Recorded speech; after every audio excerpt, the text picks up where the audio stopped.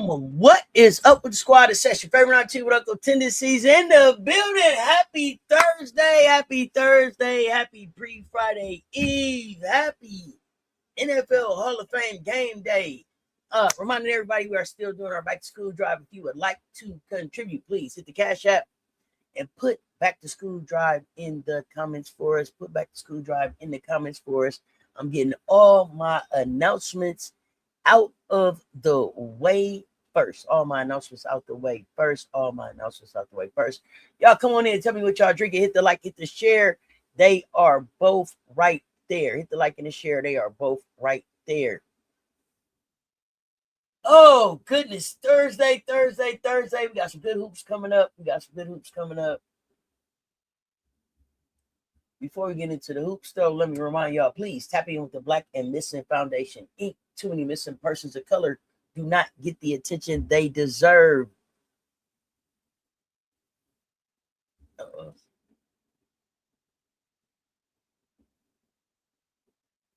Black and Missing Inc. organization is working to help change that. So y'all go to blackandmissinginc.com. Learn more, share missing stories, submit tips, support the mission, hashtag help us find us. Good morning. Let me know what y'all drinking on coming in here this morning. Top of the AM. Let's get the day started.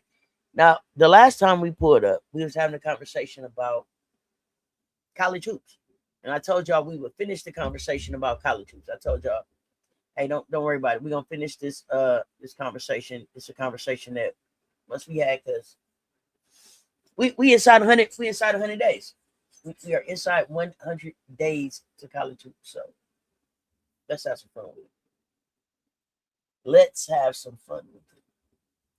Hey, and coming in, as we're gonna talk about college hoops, but we can also talk about last night's games too. Tell me what's on y'all mind. As always, this is y'all show. I'm up here as long as y'all up here for this one. And we got some great games coming up tonight that we can talk about. So y'all come on in. Let's get to it.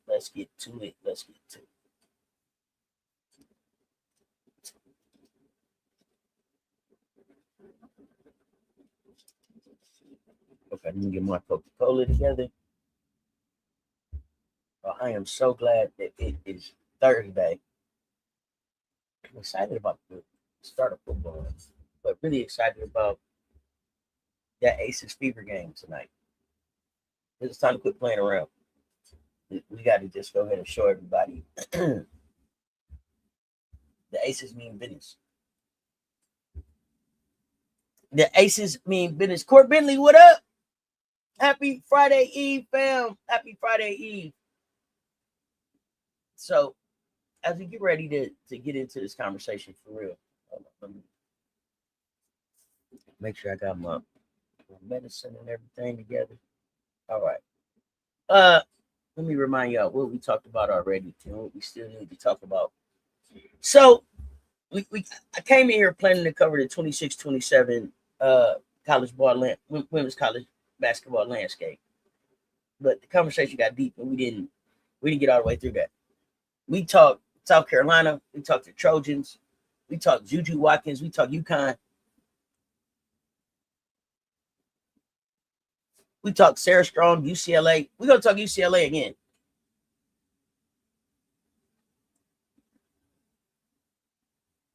Let me get the comments up here. Charles Billings, what's up, fam? We talked Texas building around Madison Booker. We talked Michigan. We talked Oklahoma State bringing in 8 transfers. And y'all know what happened when this chat get active. I mean, the opinions get strong, and we go down all kind of rabbit holes.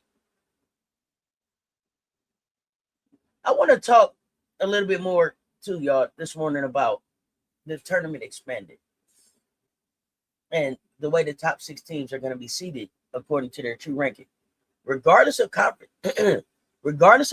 affiliation. So all that making sure that 2 SEC teams don't meet too early is over, right? All of that is over. You can't move down simply because the selection committee is trying to protect another team from somebody in their conference. You got to come see us. Man, I'm saying us because I think for the most part they try to keep SEC teams from seeing us. Bugs, what's up, fam? Jump in the conversation.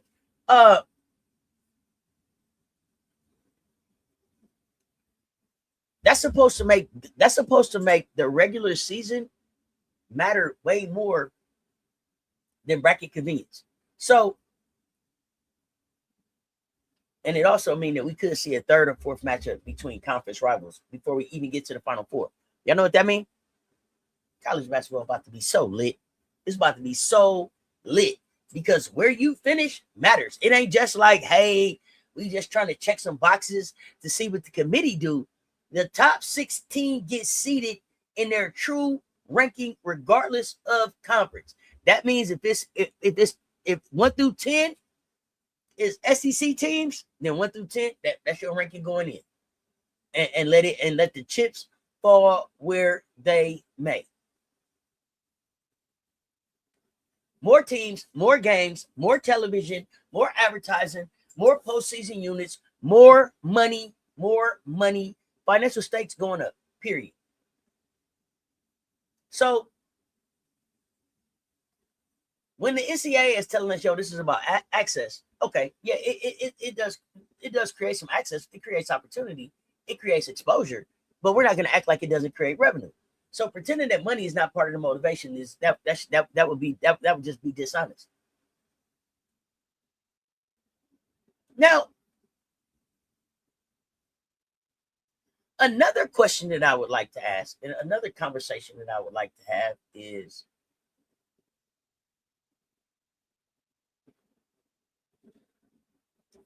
these colleges adding these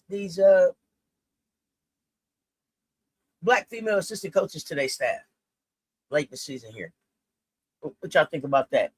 Not to be a hater, but does this mean UConn doesn't just get an automatic high seed due to the Big East being so weak? It doesn't mean that to me. It doesn't mean that. To me, UConn will still be, as far as rankings go, true rankings 1 through 16, they'll still be high. Because they're still I expect them to still have pretty at least moderate success with their non-conference schedule, and then like their conference schedule. Like I said, to me, when Gino comes in to start the season, to me the little leash trophy and all of that stuff is already there. They just drop it off. Don't nobody want to keep coming back to stores for all that. Y'all gonna win this thing. Here you go. Pick it up at the beginning of the season, man. There's no competition. There is no competition. Literally, there is no competition for UConn in the little leagues. And if I'm missing a team that did something in this offseason that's going to be able to rival what UConn does, y'all remind me in the chat. But they might as well, to me, just deliver all that shit to Gino at the beginning of the year. And it ain't even being a hater, Bugs. I understand what you're saying, but no, it doesn't move Gino from there. Kendra, what's up, fam?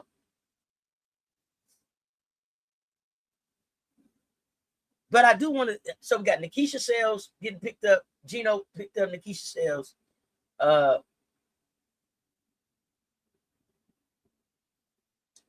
Vic Schaefer then went and picked up Victoria Vivians. And then Corey Close then went and picked up Noel Quinn. You understand? I see a pattern. Now, are any of those women on the path to be the next head coaches at the universities that they're at right now? I have no idea. But I see a pattern, and I'm interested. My spidey senses is up. I'm watching to see how this play out. Okay, so this because these are the things that we should have been seeing already. These are the things that we should have been seeing already. I told y'all the other day, I think that this means Shay Ralph, you may not be headed straight back to UConn. You better make Vandy work. Nikisha Sales, true hooper.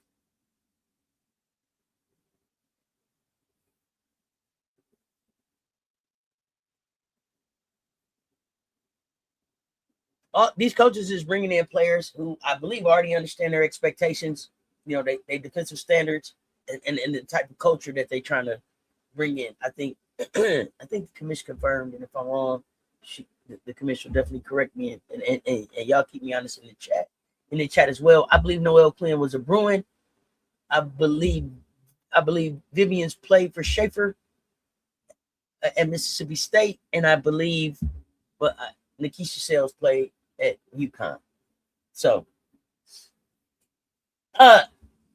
let's get into all of that. But I also want to finish the player conversations that we never got to have.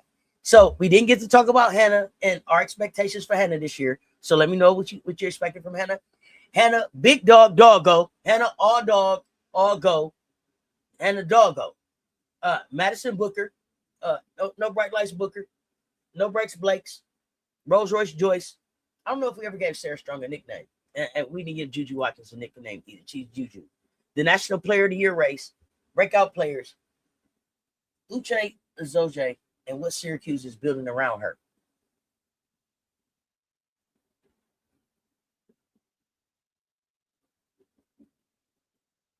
We can also, we talked a little bit about the players organizing and new NIL opportunities. If anything else come up, y'all let me know. Good morning, good morning, good morning, good morning, good morning. Let me make sure that I just spoke to everybody in the chat.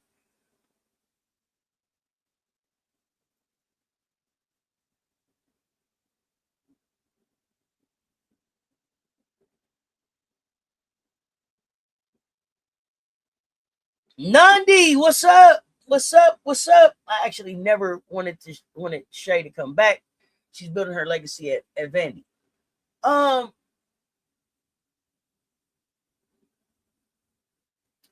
So I didn't have an opinion either way, but I'll be honest. But I always felt like up until I just heard them say that they brought in Nikisha Sales, I thought that there was a chance if Gino was leaving after everything that happened with Dawn this last offseason, that you could see Shay Ralph take her and her luggage, which is Louis, to stores. I thought, if Gino decides to just walk away, could we be looking at a season where we would be talking about, okay, now we're gonna have Mikayla Blakes and Sarah Strong and Blanca Quinones and Galvin, as a core, right? I considered what that would look like. Didn't happen. But with the hiring of Nikisha Sales, it's like, oh yeah, Shay. I don't think that it ain't just like, oh, next in line. So really build your legacy at Vandy. I don't know how seriously she had been taking that. Kiera, what's up? But yeah, a few of those coaches are on their way out. Got to keep the recruits coming in. Well, and that's my problem right there, Buds. That's my problem. I don't need Nikisha Sales, Noelle Quinn, and Victoria Vivians to be glorified recruits. These are these are champions. These are I don't know if Noelle. I don't think Noelle was a champion. I don't know if Noelle was a champion, but this is high basketball experience.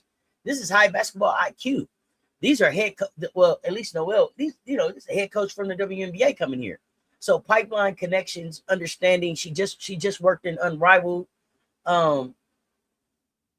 So I like Noelle being around the youth. I wish that Noelle was in the head coaching position, right? At one of these major programs.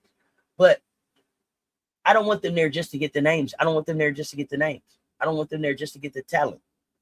We got Simone Augustus down at LSU. Like, coaches are starting to get in places, but I need them to be in places that don't have glass ceilings. I need them to be in places that have real paths to the next level of whatever that is they want to do. If that's general manager, if that's some type of other executive, if that's a head coach, whatever that looks like, I need for it to be real paths and not just titles.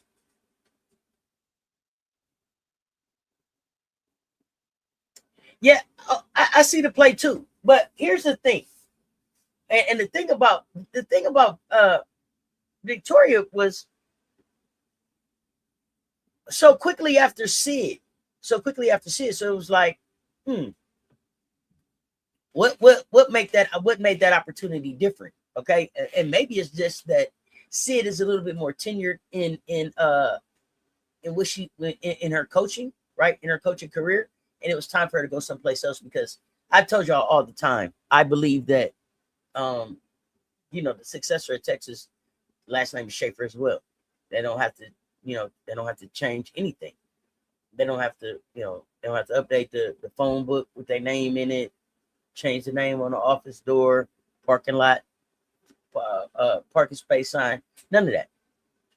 But it could be beneficial for Victoria because she's a younger coach, new coach, getting her coaching legs. So good place to start, and then kind of jump off the porch from there. So be interested. It's going to be interesting. They're all in different places in their coaching career, so it'll be interesting. But I think that Nikisha Sales definitely should be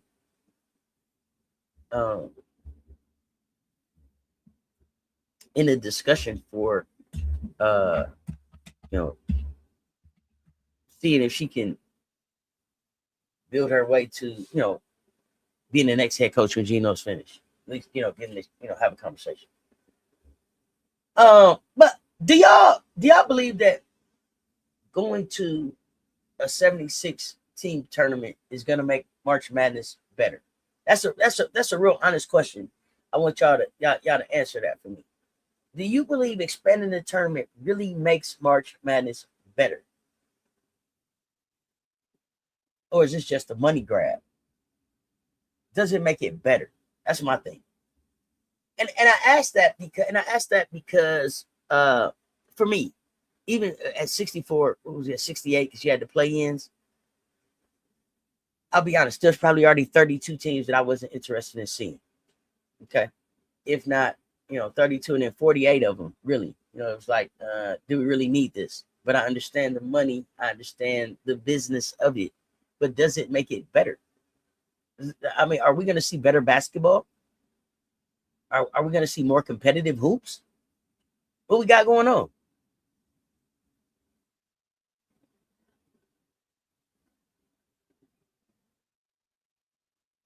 A money grab? Okay.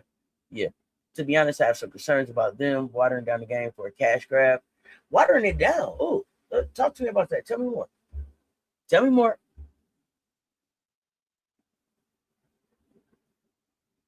Oh, it's all good. You don't got a clue. It's okay. We're going to keep talking. Third Ward Report. What's up?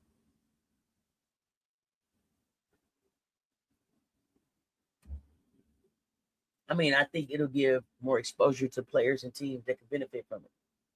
Okay. Let's have a real conversation. Let's say, okay. Kira, I'm glad you brought that up. Because I've heard a few people say that. But here's the thing.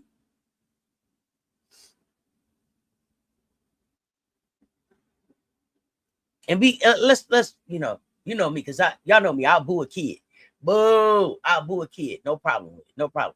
I'm gonna hug them after and just let them know, hey, whatever that was they was trying, that's not for you. And then try to help them find what their real passion and talent is. But yeah, I'm gonna let a kid know, hey, come on from there. That ain't for you. You're not good at that. You tried it. You're not getting better at that. We're not gonna put our money and time into that. That's not working out for you. And yes, I get it. You can put anything, you can do anything you put your mind to. I get that. I get that. But sometimes you put your mind to stuff that your body just ain't gonna be able to do. And you have to be able to share that with a kid. Hey, you just got 2 left feet. Slim, ain't gonna work for you. Let me tell you what you can do. Okay.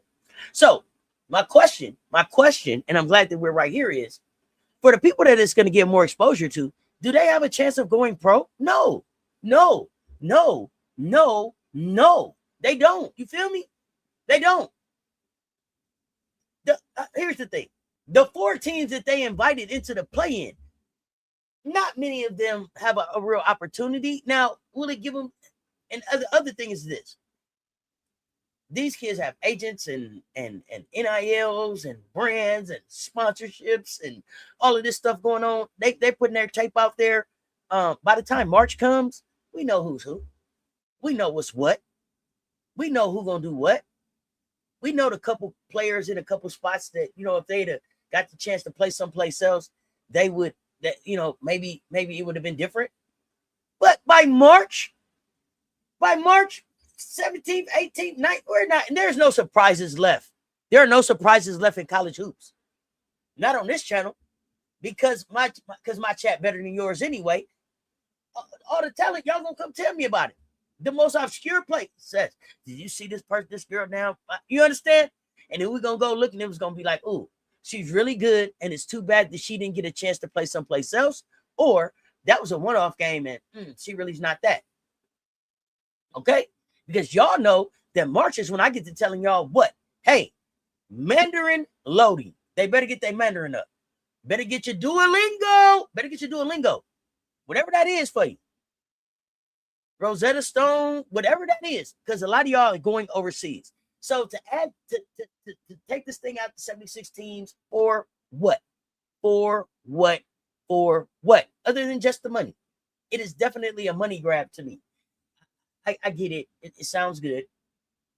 I get it. Okay, now let me put my auntie hat on. Now, I understand for teams 68 to 76, for teams 68 to 76, right?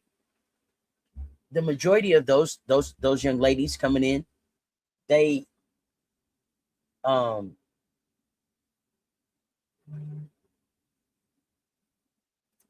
probably knew going into college that they didn't really have an opportunity where they were gonna play for a national championship, or really be headed to the WNBA in a traditional type of route. So for them, right, to be able to go to the tournament and have that experience, no matter whatever, because at the level that they would probably play at, they're going to be hosted at a school site. So to be able to come out to the CLA and play against those players and meet those players and those coaches and have those experiences, great. Love that for just life, being able to tell a story. But for basketball purposes, no. And then when are those games? When are those games going to start? When does the tournament end now? Because at some point we have to start thinking about, these women already only got 3 hours to get ready to go be pros. You finish the national championship on April the 7th, and then the WNBA draft is like what, April 14th? The turnaround is crazy. And so we're adding more games. Are we getting more buys? Like, I don't know. I don't know. We'll see. We'll see.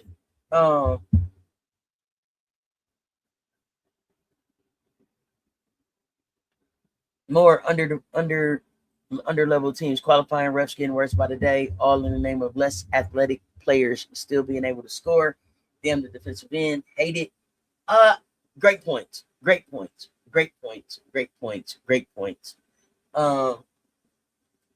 And this may hurt some people's feelings, but it's just an example of our continued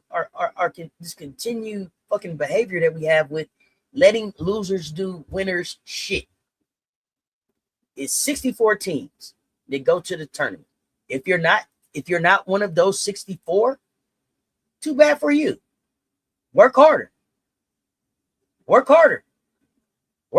I don't want to have to watch now 3, 4, 5 days of basketball for somebody to get an opportunity that their skill set didn't really earn them. Okay, and that might be a little harsh. But that's how I feel about it. For what? What are we watching this for? Now we're gonna be up here going, oh my gosh, this is hard to watch. I can't wait till Saturday. I can't wait till the big dogs show up. Oh my gosh. When are they playing again? I'm not here for that shit.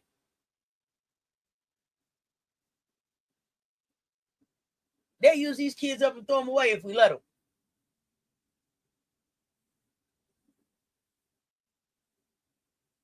I think the important thing for me is this. Talent has to still matter. Coaching has to still matter. Guard play has to still matter. Depth in the front court has to still matter. Or we're on our way to being the NBA. And who wants that? Most of y'all won't even watch the NBA. Some of y'all is like, hey, okay, in the playoffs. Some of y'all is like, the All-Star game, my favorite player. Some of y'all is like, if nothing else is on. I don't want that for women's basketball at any level. Women's basketball is too fire right now. It's too lit. It's physical. It's competitive. It's chippy. Got the best athletes in the world, some of the best shooting, some of the best defense. Yeah, I've been over the participation trophies, Bugs. I ain't here for it. I don't hand them out. To me, here's the thing: if you shouldn't even sign up to play in a tournament that got participation trophies or certificates. For what? I don't need a trophy to know that I lost, to remember that I lost. The fact that I lost should remind me that I was there, and it should have me in the gym every motherfucking day trying to get better. I got a trophy up here, like I done did something. Me and the winner both got trophies. What? I ain't got time. I don't know that era. I don't understand that era.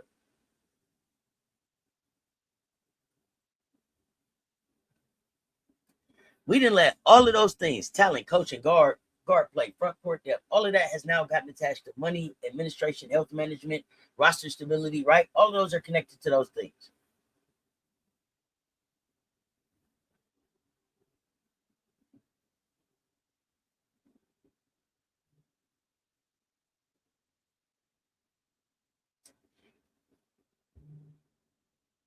Now, I do want to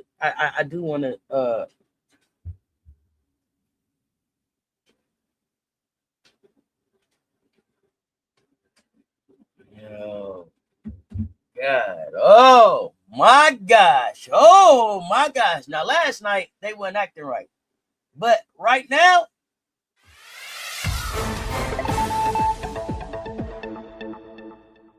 and I really meant breaking news. I really meant breaking news right now. And maybe that's why it was making sure it was working right. It was working last night. Now I got ESPN and Robert Man Media both reporting. So, ladies and gentlemen, can y'all hear me? Is this thing on? Let's get ready. Breaking news: USA Basketball has announced its roster for the upcoming FIBA World Cup. Are y'all ready for this? Are y'all ready for this? Are y'all ready for this? Are y'all ready for this? Are y'all ready for this? Are y'all ready for this?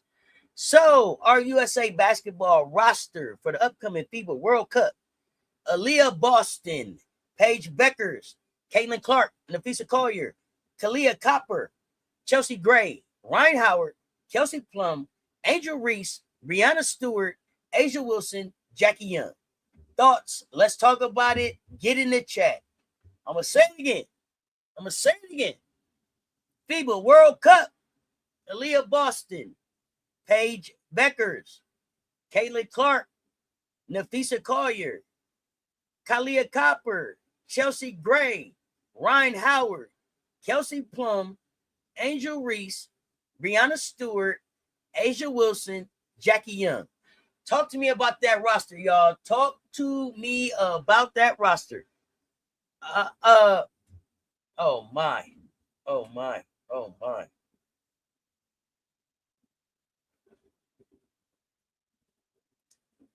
Oh, okay. So Carol Lawson, you got some.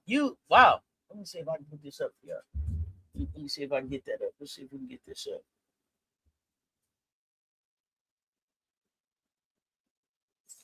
No leash. So here, what I can't figure out about Alicia Gray is,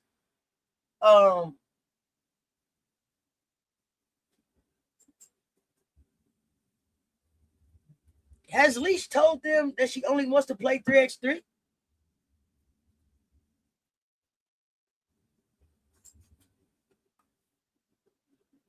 No leash. No AT. Let me see if I can get it up.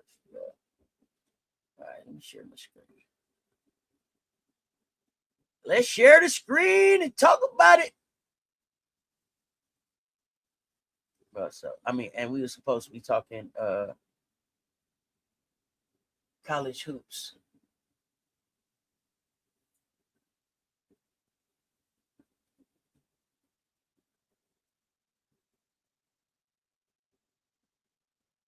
How y'all feel about this roster? How y'all feel about this roster? Let's talk about it.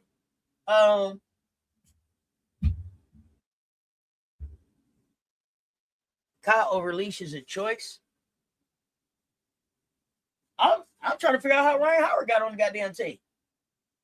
I'm trying to figure out how Ryan Howard got on the team. Where's the defense? Jackie, Asia.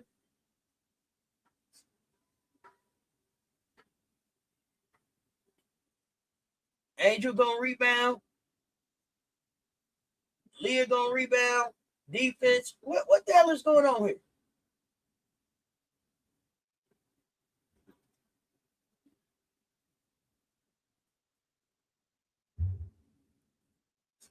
Y'all keep acting like we ain't got the best team in the league, but once again, here go three aces. Got to go win the gold.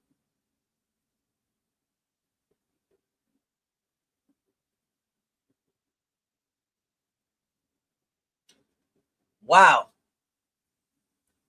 Well, okay. Let me say this about Kyle Overleash. Kyle won the gold already, and Kyle was that bitch in Paris. Remember? So, to me, I don't know why Kyle's so small down here. I don't know why she's so small down there in the corner, because she's a big part of what Team USA did. Stewie gonna have to hoop. Asia gonna have to hoop. Jackie gonna have to hoop. We shall see. We shall see. I think that we had already.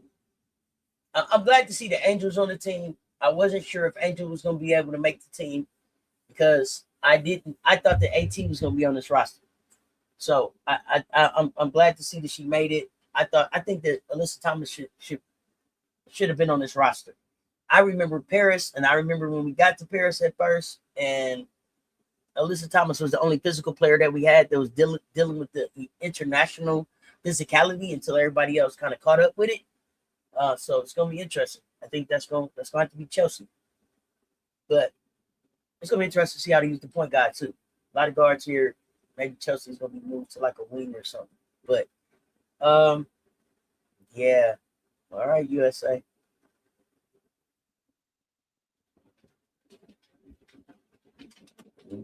Okay.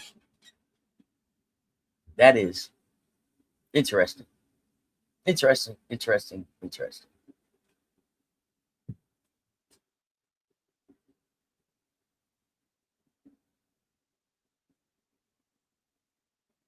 AT wasn't making the team when they decided CC was.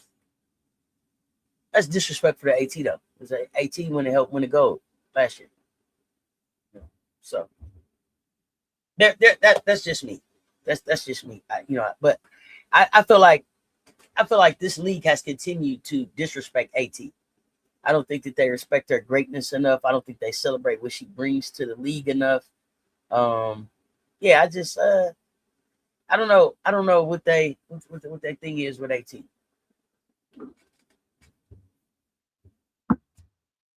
But wow. Okay.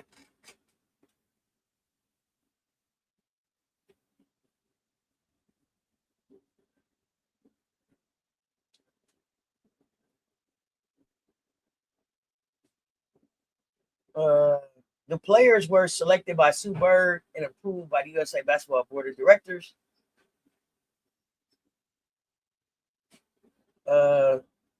Head coach Kara Lawson will be assisted by Natalie Nikase, Nate Tibbetts, Stephanie White.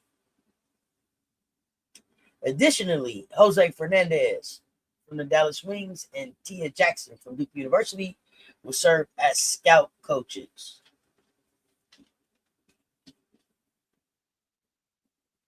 And we will open play against China on September 4th. We'll play Italy on September 6th. Czechia on September 7th. We're going to be right here watching together. Semifinals set for September 12th. And the finals will take place September 13th. We got to go get gold. Very disrespectful to AT. Angel been hooping. Angel been hooping. It's nothing against Angel. I don't nothing against Angel, but AT been hooping. But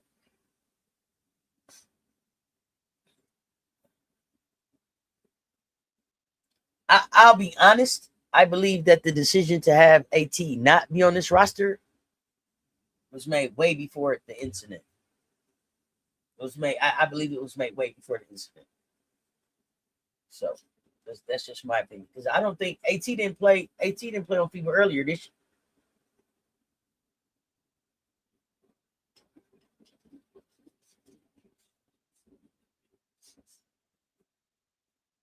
ATL Erica, what's good, fam? How goes things?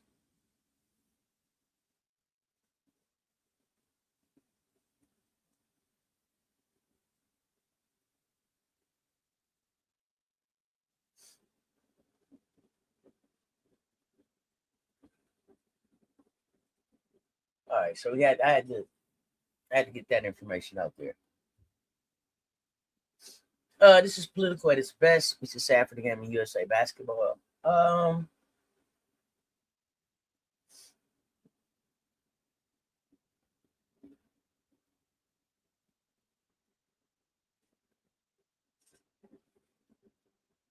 It's gonna be interesting to see how this plays out.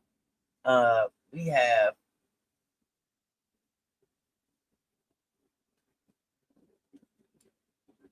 some pretty talented international individuals in this WNBA league. And it's gonna be interesting to see how we match up with the Bomb and Dom and Lacan and Salon and Yeru and Jones. Who it's a well, we don't have to play them right now, but it'd be interesting. Oh, like they just aged her out like BG. Okay, let me okay, wait. Let me wait. Wait. Okay. Okay, Bugs. Let's be for real. Do you think that USA basketball just aged BG out? Is that what you think happened? Let me know. Lionel Jenkins, what's up? Like, did you look at this list and like smack your lips and be like, what? No BG? Like, as a real question, fam. Real question. Like, was that your reaction when you saw the list? Like, no BG? I'm wondering.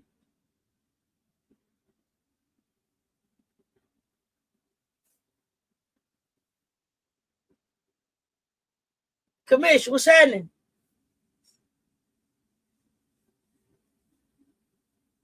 Because I'm gonna be honest, Bugs. Like, that wasn't like, oh, when I looked at that, when I read off that list, I didn't want not one time when I was like, oh man, no BG. No, I didn't say that. I was surprised BG was on the last team. Okay. I don't think that BG has been BG for a long time. Period. And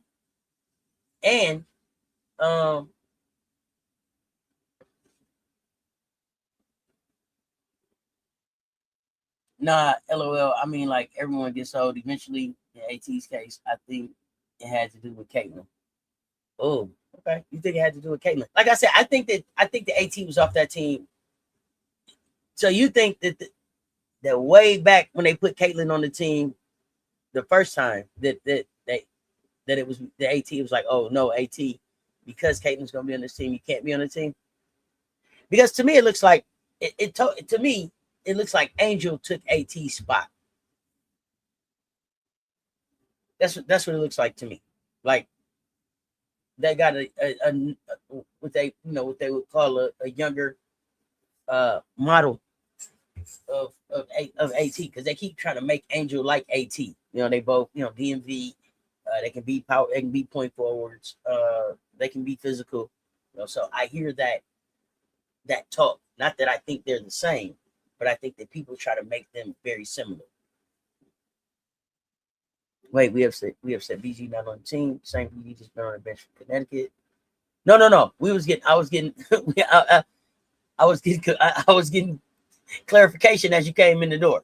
Because the comment was, oh, like they just aged her out like BG. And I was like, whoa, did you think BG should be here? So no, I was just getting clarification. Yeah. Yeah, Angel over AT. I think that's what we saw. Angel Angel over AT. And I think as much as we've had people like, nah, CC shouldn't be on the team. I don't think that the physicality or the referees are going to bode well for CC. That's my opinion. So I wouldn't have had her on. I wouldn't have had her on this team. But I think for a long time we've been saying she's probably on the team. But like Okikiola coming, I think. Oh yeah, two things can be true. Angel hooping and after the whole incident just sealed everything. Okay. I don't need. Well,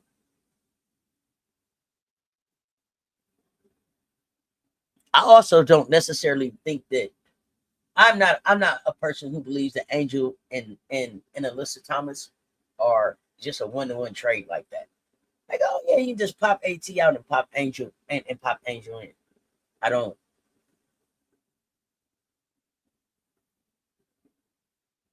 I don't think that. Um,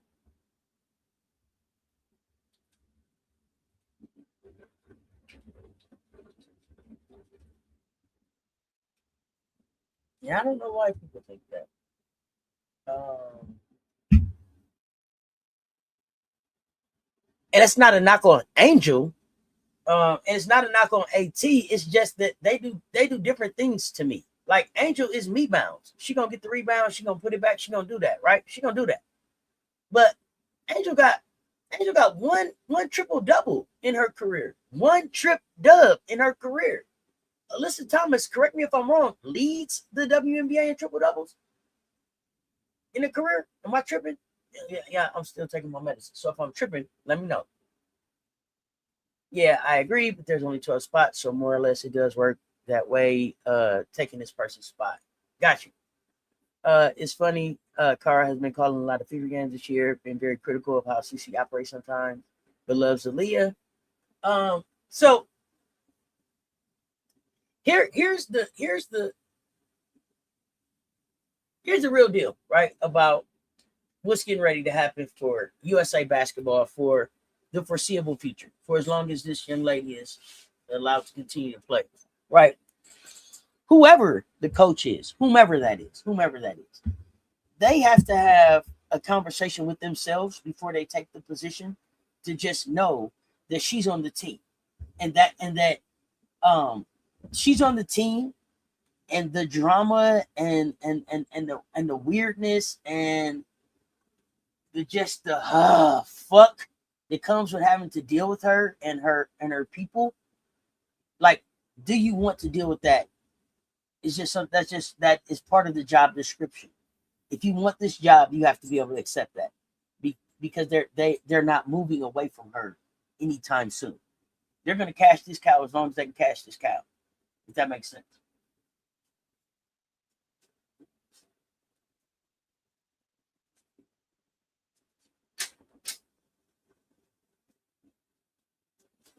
Now, it is unbelievable to me that this cow is still cashing like it is, because to me the basketball hasn't lived up. But that's just me. I'm into winners and shit like that. Every team need their enforcers. Yeah, but here's my problem with that, Lionel Jenkins. Every team needs their enforcers.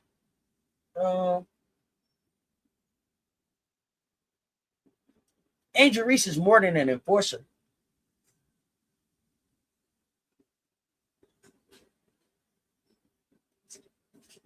And what I don't want, and what they've set these women up for, is to be attacked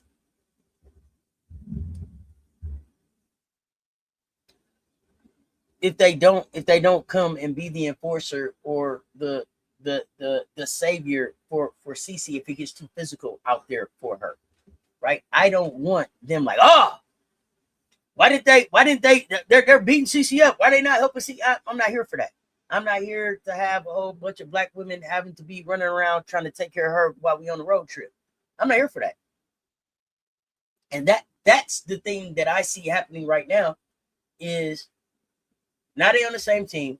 We really finna see these stands get down, and this is gonna make FIBA basketball so fucking hard to watch. That's my big thing. The Angel stands, the CC stands. I'm not here for it. She didn't. Look how she looked at her. I'm not here for that.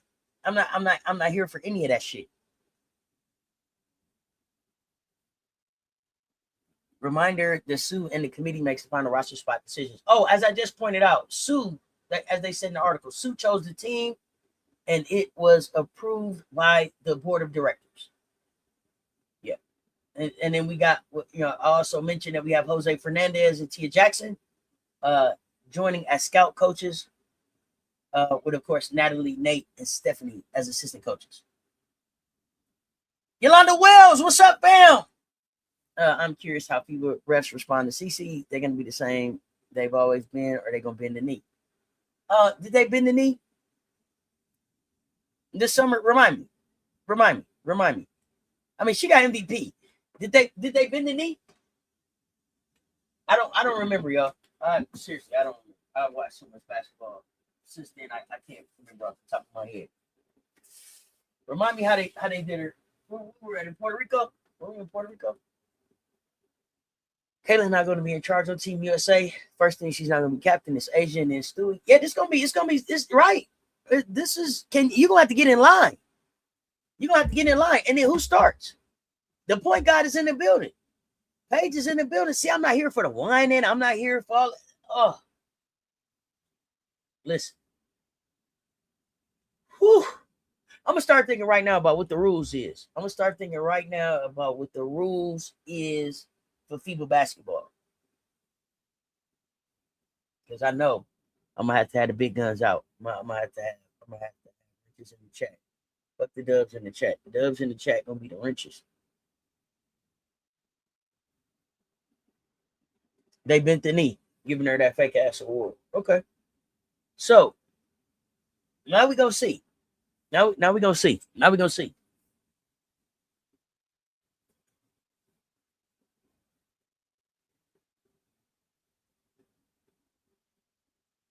Was Asia MVP last time she played? Remember.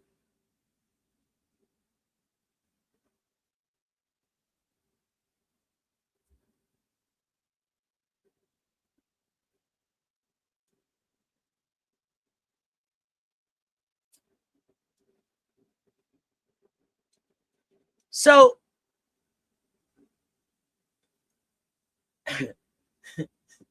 hey, so I got a question. I would just throw this out there. Are we sure that Asia and Stewie will be captains? Or will they be like Asia and Caitlin as captains? Talk to me. Pro Lounger, what up? But big dog in the building. A was FIBA MVP, but last World Cup MVP was Stewie. Yeah, A was Olympic MVP, and I think she was Olympic Athlete of the Year too, or some shit. Right? Yeah. I know. Yeah. Yeah. I'm interested. Yeah, Asia's MVP in the Olympics. I'm not talking about the Olympics. That's what I'm talking about. I'm sorry. I specifically meant FIBA. See, she's gonna get a rude awakening how things are. Is she, or will we? That's my question. Is she going to get a rude awakening, or are we going to be the ones to get a rude awakening?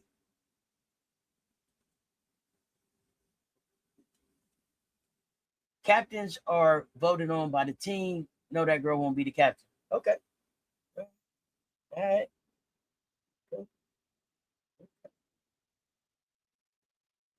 I'm just saying we had never seen an all-star game where they was like, hey, these two is already picked. Now build a team around them. Right? We've never seen that until we seen it. So, hey, I just got my popcorn out because I want to see how this shit really gonna go. I want to see how this is really gonna go, and I want to know: are they gonna use this world stage to be honest, or are they gonna use this world stage to make a point? And with the way this world is going, especially in this country, I'm not sure. I'm not sure. I hope it stay the same. I hope it stay the same, just like that. I hope they don't get in here and get to appointing people and messing stuff up and all of that. Okay.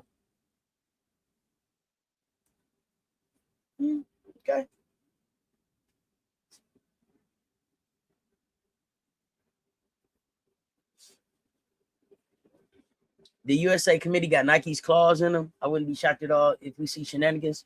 You don't think they finna be trying to sell that girl's motherfucking shoes in September? All right. Do the shoes drop in September? Somebody tell me when their shoe drop. Somebody tell me when that shoe drop. And I know the agents at Nike too.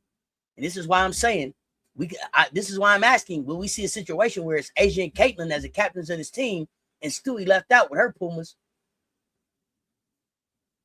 I'm just asking. I don't know. I don't know the ins and outs of USA basketball. I don't even try to act like I do, but I'm never surprised now by the stuff that I see. Asia and Stewie will be captains. This is CC first time on a real senior national squad. Okay. Exactly. Okay. France will pack us up if we want to play games. Ooh. Good morning. Brenda, what's happening? No worries. Lisa Pugh, what's up, Bam? 9 o'clock get here early, don't it? 9 o'clock come fast. 9 o'clock get here fast. I'll be like, damn, it's 9 o'clock. Woo, time to work. So y'all, I just, I've lived long enough to see things taken from us. Okay, I lived long enough for they were like, oh shit, they beat that man up on the videotape. Ain't no way. Yeah, they going to jail. We all seen it. We seen it. Yeah, when you commit a crime on a video, you go to jail. Yeah. Oh man. Yeah. Show us shit what happened. So I've lived that long. Okay. So I know. Listen.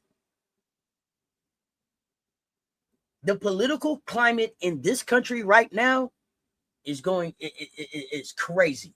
It's crazy. Okay. And sports is one of the biggest stages that they send political messages. So I won't be surprised. That's all I'm saying. That's all I'm saying. I'm gonna keep watching. I'm gonna keep living and keep watching.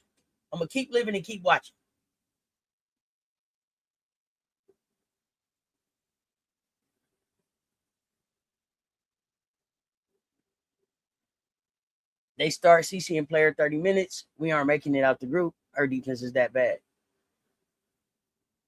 Oh, yeah, no. First up is China. Who we see first? Mai Yamamoto? Is that we play China first? That's Mai Yamamoto, ain't it? I'm seriously, I'm asking a real question. Does Mai Yamamoto play for? Is she from China? Does she play for that team? I'm trying to understand who we're gonna see. Lee Yuru? Tell me who it is. Because my goodness, we can't be relying on her defense.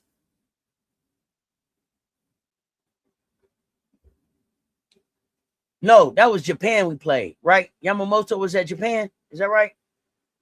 Let me get everybody correct. I ain't took my medicine yet. So China, that'll be Yuru. I think that's Lee Yuru. I think.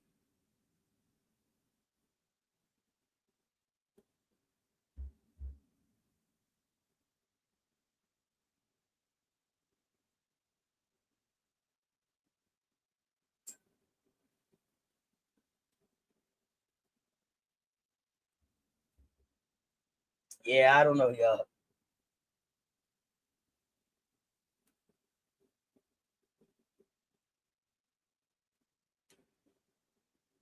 Besides Alyssa Thomas. Well, I ain't gonna say that. I won't say it like that. Do y'all think there was a snub on this team? And that's why they got Ryan, Kai, Jackie to play defense for anti-ally KP and Page. Ryan is here to play defense? Oh, gosh. Here they go. Here they go. They really finna try to sell this Ryan as decoy story too, off this one block shot.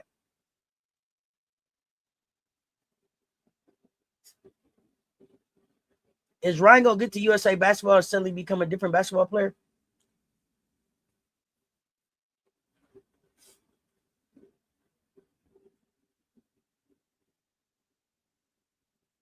Hanshu, and Lee Yuru, huh?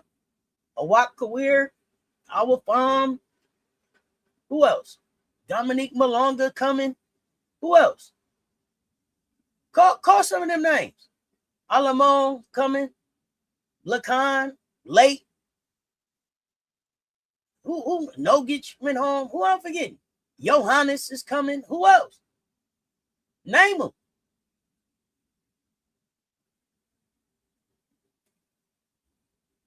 Ryan is objectively a better defender than those three I named. So yes, she is there to play defense. What else she here for? I don't know. Objectively better defender than those three, but okay, I get that part. Is she gonna choose to play defense?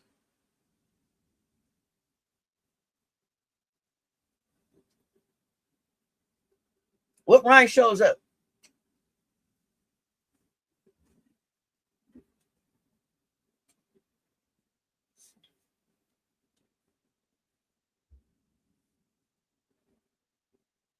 Mm, mm, mm, mm, mm, mm.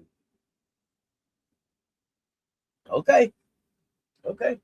So she's not in Atlanta to play defense?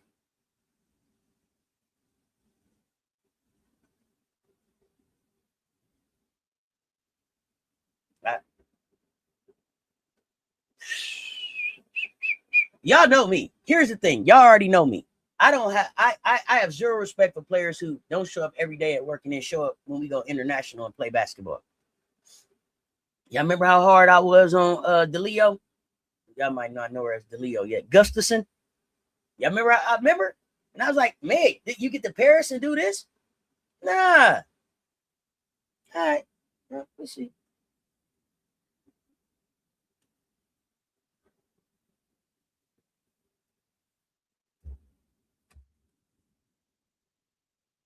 But I do think Team USA is making a mistake, thinking that they can just plug Angel in for AT. They do two different things. They're two different players. Similar, but not the same.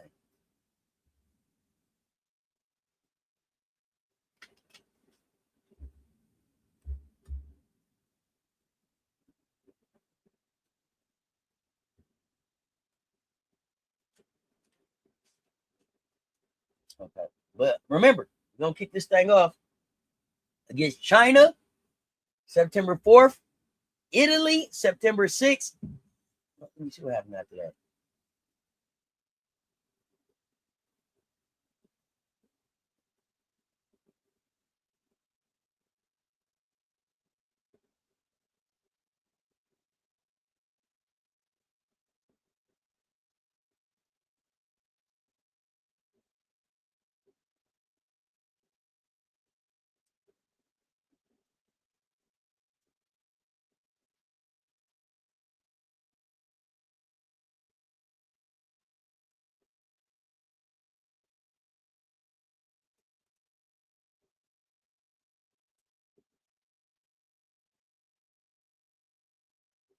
One second, child.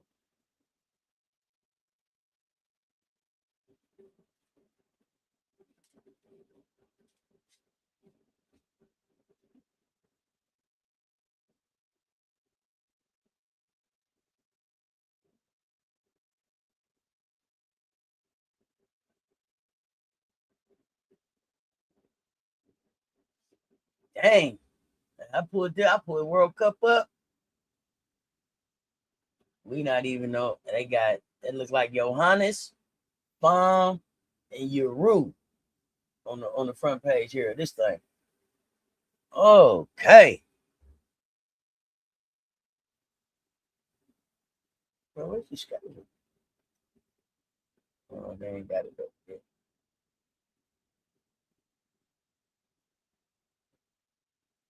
Oh yeah, this is gonna be fun. This is gonna be fun. Let's get out the group play. We got to get out the group play first.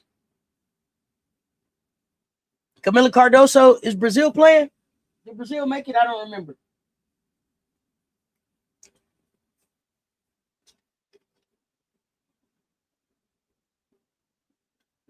So we about what?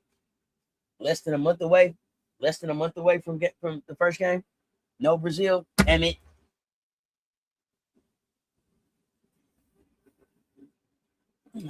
That's okay. Rest up, Miller. Rest up, Miller. Rest up, Miller. Rest up.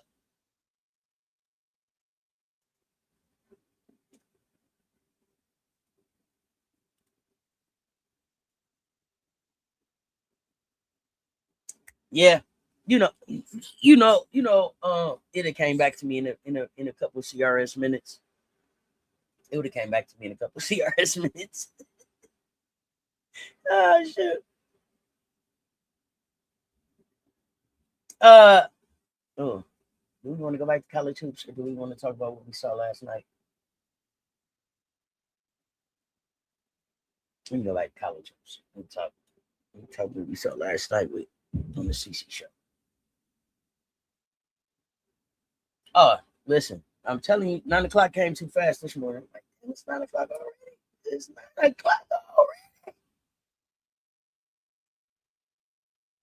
It's always worse in the morning. It got to warm up.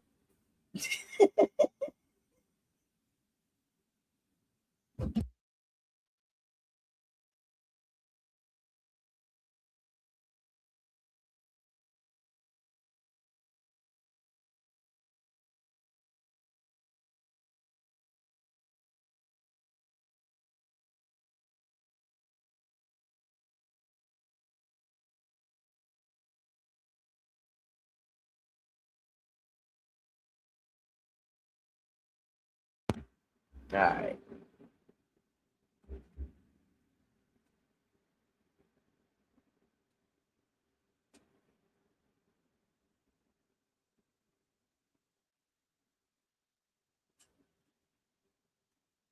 So we was talking before the breaking news came out. We was talking about the expansion of the tournament.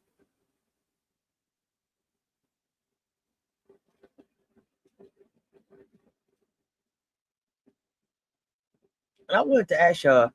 Well, I wanted to say this. I think this hurts the mid majors most, because if they're not gonna really evaluate like outside of the strongest leagues fairly, a lot of these teams like y'all was talking about, they get the chance, exposure, all of that. They don't really get a chance. So if like strength of schedule and quality wins really not gonna matter, even though they say, oh, it matters, they're really not gonna evaluate that. It doesn't matter. The other thing that hurts teams is because it ends up being strength of schedule and quality wins. If you don't have access to quality opponents, then shit, you don't get to play. You don't get to play anyway. Some of these major conference teams are not gonna play strong mid majors away from home. Y'all know who out there ducking the smoke. Not us. I'm not talking about South Carolina. We'll play anybody, anywhere, anytime. You name it, we'll show up. We be begging for games.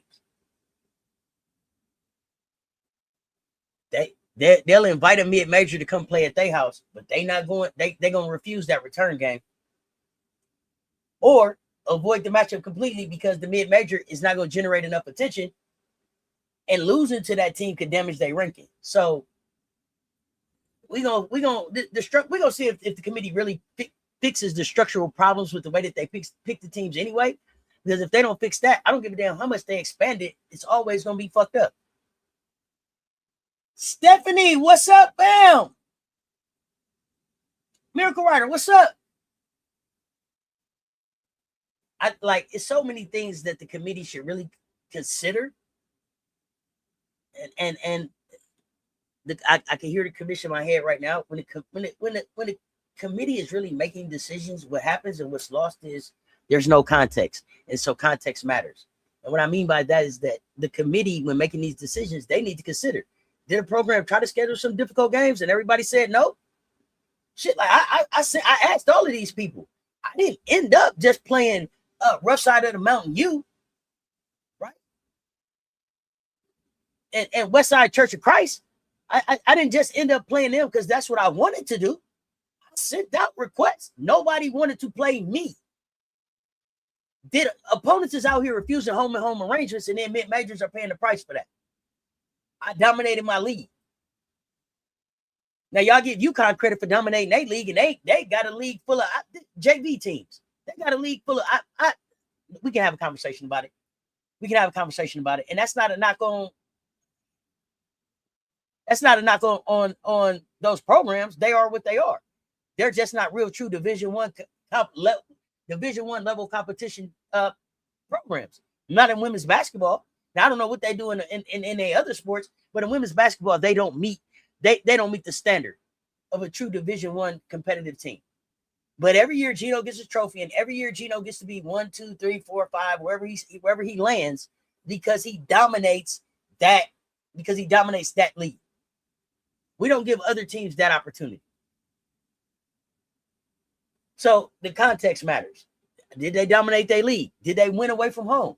Did they perform well against tournament level competition? Even if they didn't get the win, did they put a scare in them? Did they have their coach sitting at the mic talking about, no, I'm not going to play them again? Because, see, I done seen some of these coaches at the mic like, hey, we can't wait to play them again next year. And before they could even finish their press conference, the other coaches and y'all know what I'm talking about, in their press conference talking about, yeah, no, I don't think we'll schedule them again. Well, why not? Because they put a little scare in. Did it lose a close game to a ranked opponent, or was it repeatedly overwhelmed? Control this conference. Just compile wins against weak competition. All of that matters. The context matters. So the expansion creates a great space for the committee to reward some more deserving teams, but only if that's what they're actually going to do. If they use that space fairly, then the expansion is truly designed. That's what the expansion is designed to accomplish. I think it's here for a money grab.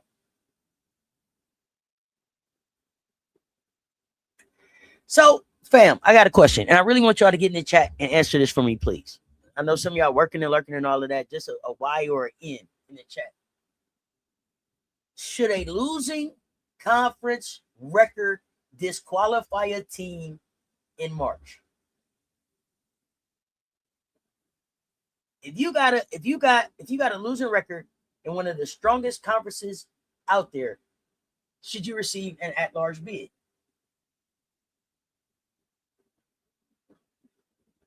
I really want y'all to answer that for me. If you have a losing record in one of the strongest conferences, should you receive an at-large bid?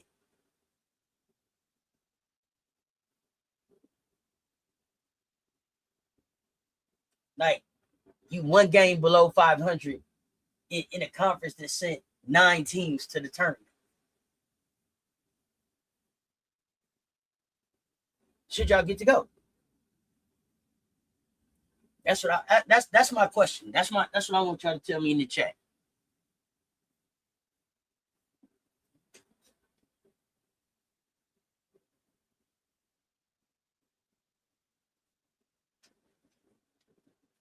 Because off rip, I was like, hell no, they shouldn't get to go. Just off the logic of the question. And then I started thinking about it. I'm like, damn. What if they played 12 ranked opponents and beat 4 of them? Is that better than, is that a better resume than a mid-major that went 17-1 in the conference but only played 2 top 50 opponents all season?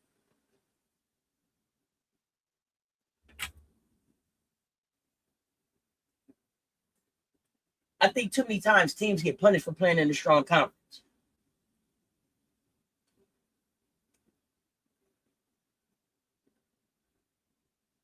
And I understand that losing close games to ranked teams is not the same as winning them. I understand that, right? I get that. So the resume has to at some point contain actual victories. I get that part.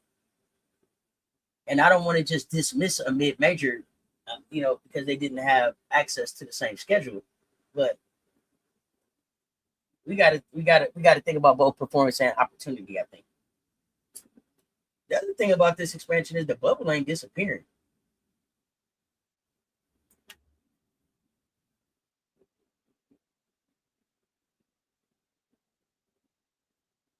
We just going to be arguing over team number 76. Yes, if they have a losing record. Okay, Lisa Pugh, you say yes. If they got a losing record, okay. I mean, and I understand. There's always going to be some type of controversy. There's always going to be some team that's like, we had a stronger resume. There's always going to be some coach arguing that conference bias affected the decision. Fans is going to be comparing net rankings, strength of schedule, quality wins, bad losses, road records, all that stuff that we do, right? The selection pressure doesn't go anywhere. It just changes where the pressure exists.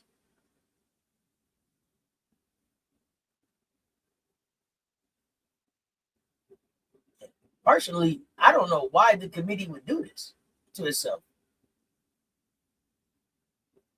Because they was already having trouble getting 68. So I think they're gonna have an even more difficult time trying to evaluate a larger group of programs that got similar resumes. They all about the same.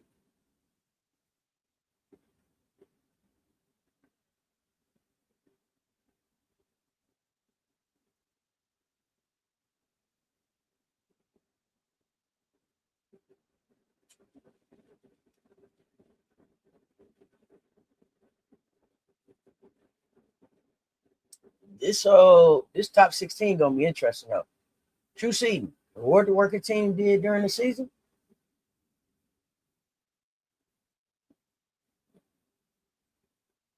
If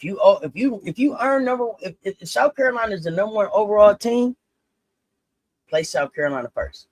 If Texas is number 3, place Texas third.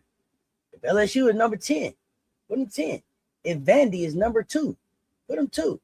Don't move a team simply to manufacture this conference separation. Now, the bracket is going to reflect what teams have earned. This is what they're telling us. Could y'all imagine if 1 through 10 is all SEC teams? What was the motivation behind expanding the 76 teams? The motivation behind expanding the 76 teams. Let me see the easiest way to explain that.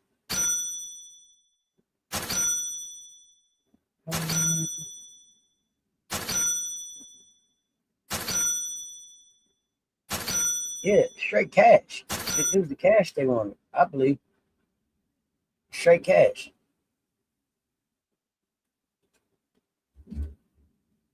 Yeah, that's what I would say. Straight cash, homie. Straight cash, homie.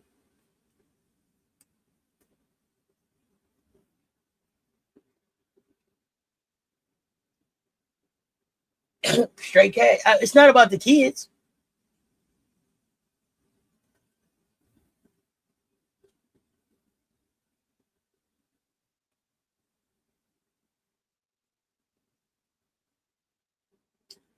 Oh, Miracle Rider, you got to tell us about it.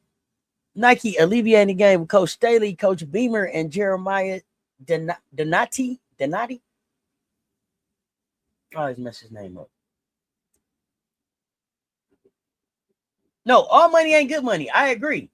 Hey, tell us about it, Miracle Rider. Now, the cost of the true season is that conference opponents is going to meet earlier. Program might face the team for the 3rd or 4th time, and it's not even Elite 8 action time, right? We could be playing Texas for the 4th time in around the 32. I'm just throwing that out there. I don't know. I don't think that'll really happen.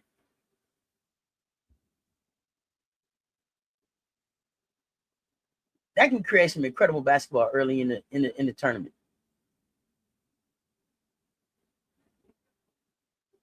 But it could also be frustrating as hell if you really want to see some national matchups. Like, damn, man, we playing Texas again. I wanted to play UCLA. I wanted to play Oregon. I wanted to play Arizona State. I wanted to play, I don't know, another team that might be out of conference that's really hooping right now. You know, South Carolina, we're going to play twice. We're going to play again in the SEC tournament. And then we play again in the Sweet 16, Vandy. North Carolina and Duke playing for a 3rd or 4th time in March.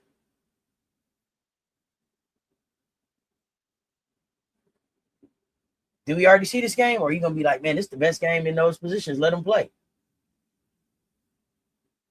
I'm gonna be like, we already saw this game, but these is the best teams in those positions, so let them play. That's where I'm at. That's where I'm at with it. I like the idea of true seeding. Do y'all like the idea of the true seeding? That's what I want to know.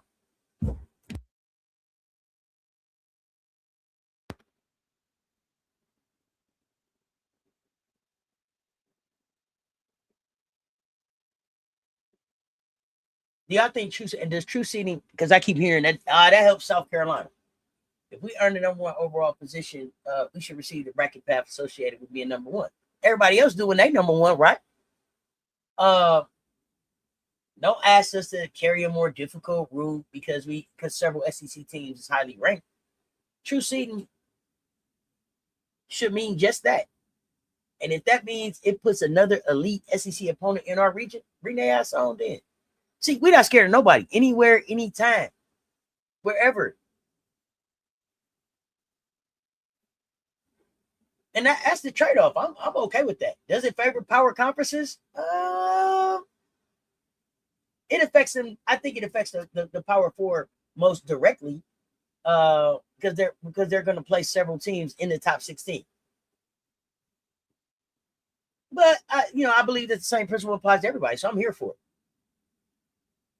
If a program from outside of Power Four is in that top 16 when it's all said and done, bring your ass on too. My concern is this: the committee's ranking process is not transparent enough. And we have to be able to trust what the rankings are underneath it. So they told us, okay, we made the net and we're going to use the net. Okay, well, how much does the net weigh? How much weight is given to road wins? How much does margin of victory matter indirectly? How are injuries considered? And then how much does it you didn't lose good enough? How much does that weigh? Because y'all took an overall number one ranking from us because y'all said the games that we lost, we didn't lose them good enough. So I want the transparency from the committee right now. They keep coming up with different little ways and different little check boxes to check. Tell us what the weight is behind this stuff. How do y'all really compare a dominant mid-major with a major conference team carrying several losses? What does that look like? Because if the evaluation is unclear, then placing teams in true order, it doesn't eliminate the controversy. It just moves the controversy to the ranking process.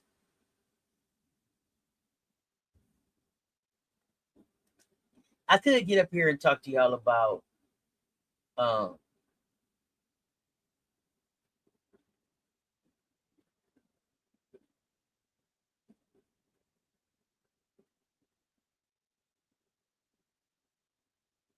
I could start a conversation about transparency around officiating in women's basketball, but we got basketball games coming on today.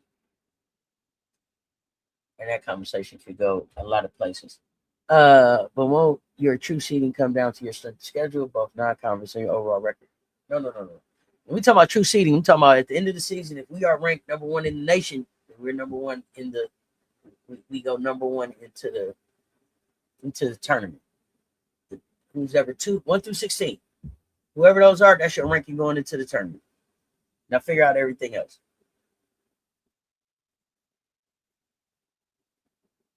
It's supposed to come down to your strength of schedule, non-conference, all that stuff is really nice, but because of the way the people who make the decisions, because of the way that they take in basketball, which is box scores and highlights and think pieces and what socials are saying instead of really watching basketball. None of that, all of that stuff is just cute little shit to say. Because it really comes down to popularity in some situations.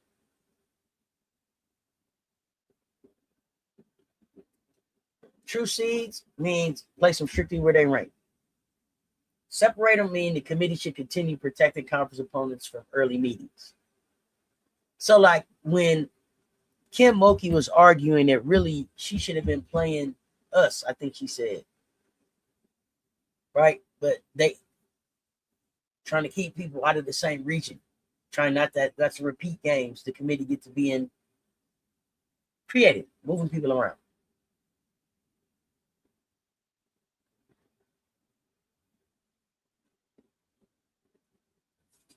That means number 8 and number 9 in a bracket could be playing against each other and be conference rivals. I'm here for it. Let's go. The championship is on the line. I don't care who you put in front of us.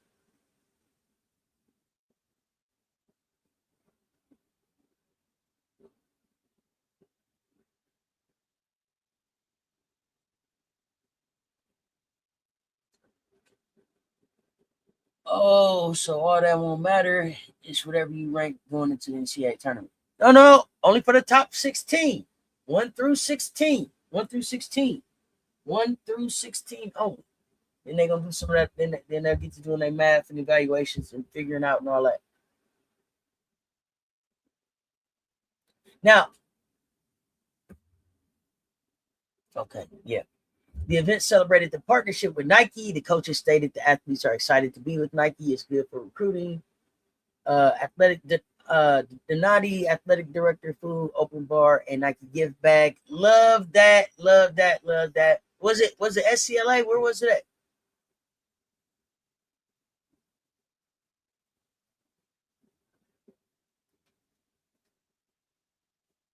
Love that. Miracle Rider, thank you for sharing that with us.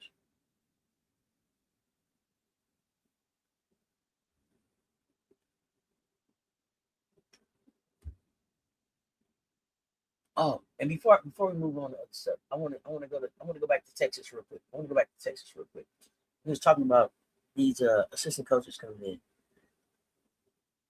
I wanted to ask the chat if you thought Vivian's coming in is a good thing. Is it for Madison Booker, right? How much does it help Madison Booker? Because I had to go back and do some research. Vivian's was a feature scorer on Schaefer's team.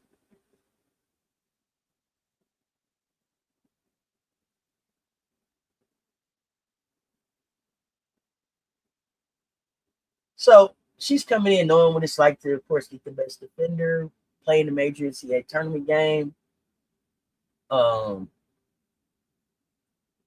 physicality. Will she be able to help Booker with the basketball side, but also the emotional side of being the player everybody expects to deliver? Like this year, we talk about no bright lights Booker. I'm gonna be honest. The lights are as bright as they've ever been on Madison Booker this year. Am I tripping? No, let's talk about that. Let's talk about that. And then what do we really expect right there? The lights are hot in Texas on Madison Booker. The Texas Longhorns, I think the Texas Longhorn fans act like they should have been won the championship 3 years ago. So they've been expecting a championship. If she's not able to even get them to a championship game, what does that have? What effect does that have on her college legacy?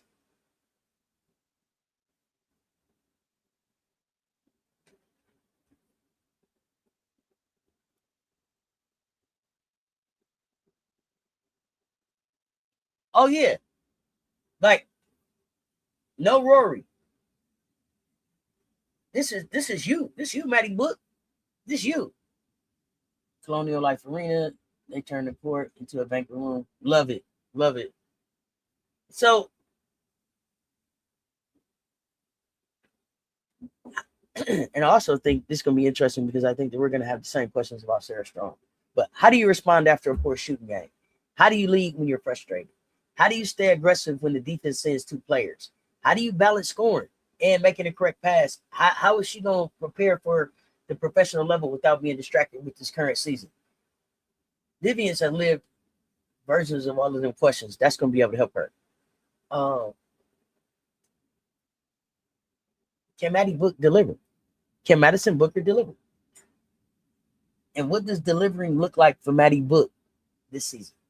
Is it a national championship game? Is it Final Four? What is it? What is that?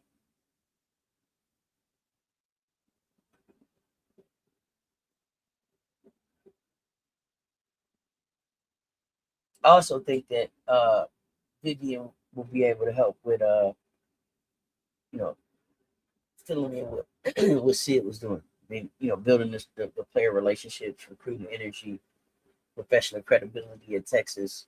But losing Sydney Carter, I'm not gonna act like losing her doesn't matter. But assistants move, programs adjust. I get that part. Um,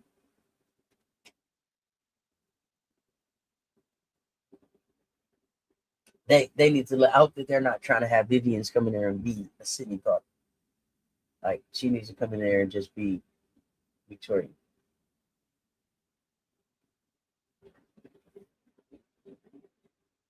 But what a weird time to shake up the coaching staff. But maybe not. Maybe not. I would have thought that people would have had their staffs in place by now. But I see several programs here in the last week picked up assistants. Now let's have some fun. Let's talk to players who could define the individual awards conversation. I wanted to have this conversation the other day, but we didn't get to have it. This is gonna be an interesting race. These candidates, the names that I'm hearing out there, they all offer different kind of arguments, right? Somebody's gonna have the statistics. Somebody's gonna be the strongest two-way impact. Somebody's gonna be the most important player on the number one team. Somebody's gonna be returning from injury. Somebody's gonna be carrying a program with a major roster transition. What do y'all think really should even determine the national player of the year? Michelle Sessions, good morning, fam. Top of the AM. What's the deal? I don't know. Raw production, efficiency, defense, team success, leadership, impact, availability. Probably the best answer is probably a combination of all of them.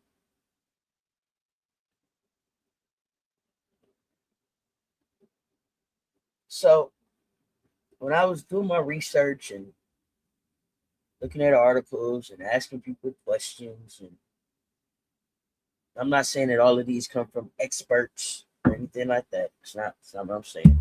But these are the names that I got. So let's talk about it. First up, Hannah Hidalgo. Does Hannah have a real shot at National Player of the Year this year? Three-time All-American, reigning Naismith Defensive Player of the Year. In a tournament run, listen. Her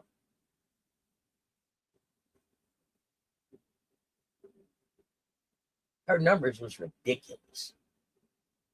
25.5 points, 11 rebounds, 4.5 assists, 7.3 steals per game. 7.3 steals per guy. That's sick. That's just sick. What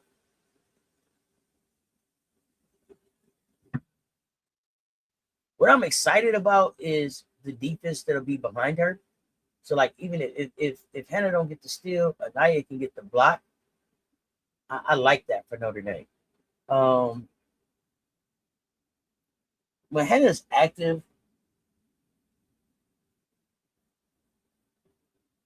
teams get hesitant. They get hesitant. Because when Hannah's active and out there in the passing lanes, like just a routine pass, routine pass can turn into a transition opportunity quick, just like that. And then her anticipation, and what makes her especially dangerous is that Hannah's quick enough to convert the defense into offense before you even realize the ball got stolen, before the other team can even fucking organize. Will Notre Dame consistently support her to really make a run at National Player of the Year? That's my question. Will they have enough around her? Like, she can dominate and still lose if the offense is too Hannah or bust. Now, I'm not here like, ooh, they've got a really high championship ceiling. That's not where I'm at with Notre Dame. They're gonna have to show me, but the rest of the lineup is gonna have to show up and punish teams for paying too much attention to Hannah.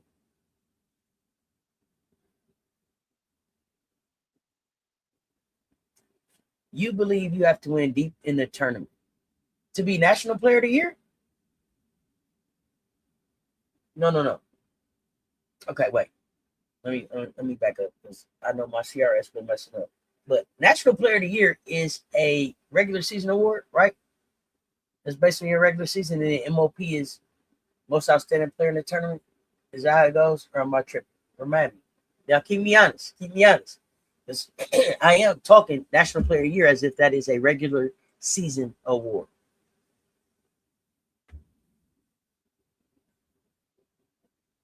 So y'all keep me honest. Y'all keep me honest.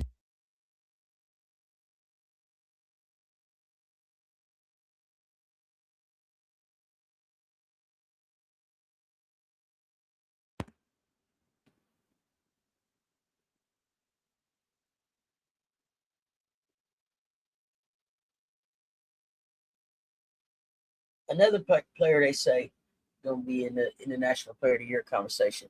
Madison Booker.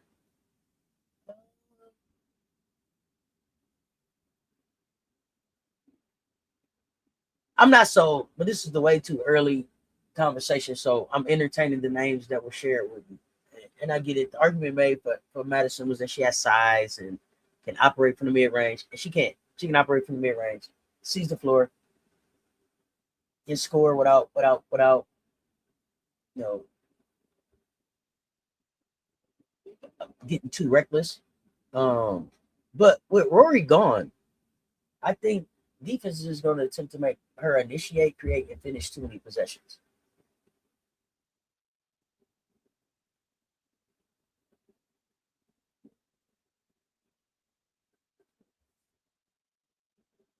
I was talking overall. Okay.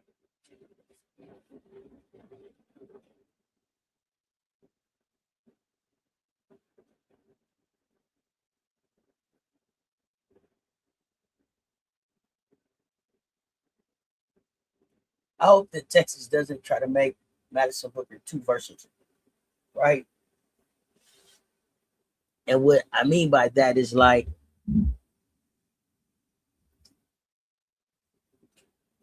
being like, oh, she's versatile, and then using that as an excuse to put every responsibility on her. That's not gonna work. And I'm really interested to see because I saw Maddie Book.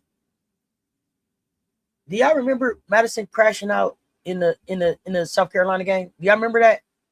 Put it in the chat if y'all remember what it was that Maddie crashed out and said to Rory. Y'all put that in the chat if y'all remember that.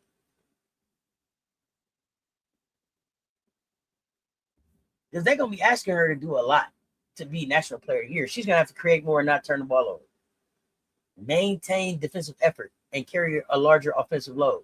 She already didn't play that much defense to me anyway. Is she gonna elevate the players around her?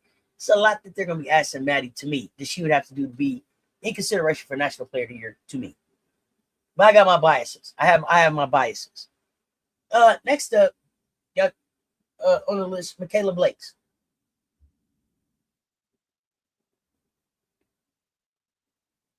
Listen, Blakes her bus had a historic year. Okay. I mean, led the nation in scoring, second All American selection. But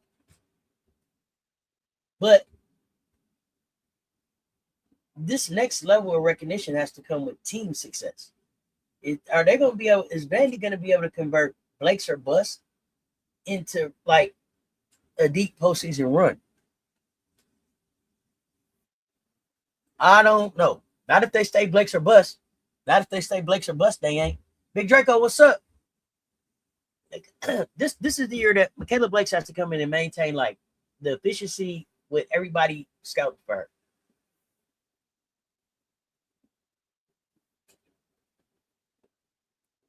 I don't know, and I think what's interesting to me is that true seeding change. I think it creates a real interesting path for Vandy. If they earn the top 16 position, they're gonna be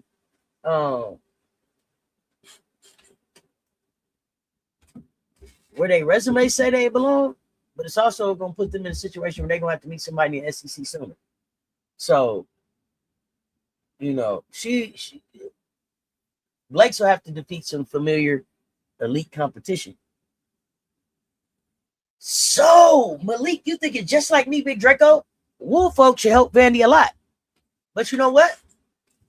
She only helps Vandy a lot if they use her. If they don't use her, it don't matter. You know what I'm saying? So that's my thing with them. Are y'all gonna use her?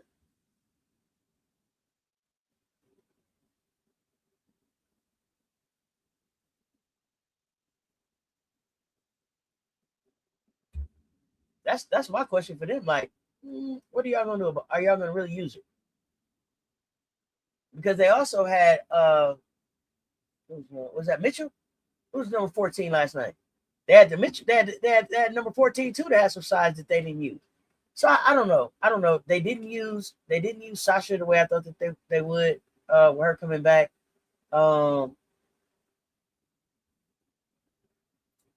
I thought that they just leaned too much into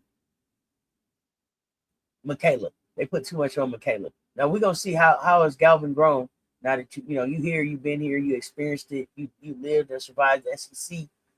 What you gonna do with it now, Chi-Town? I'm excited to see what she does. And I know that Galvin has size may be limited in some situations, but she's a fighter. She's definitely a fighter. But I like Woolfolk. I like Woolfolk at Indiana. I mean Indiana. I like Woolfolk at Vandy. Sorry, y'all. A picture of Indy just popped up.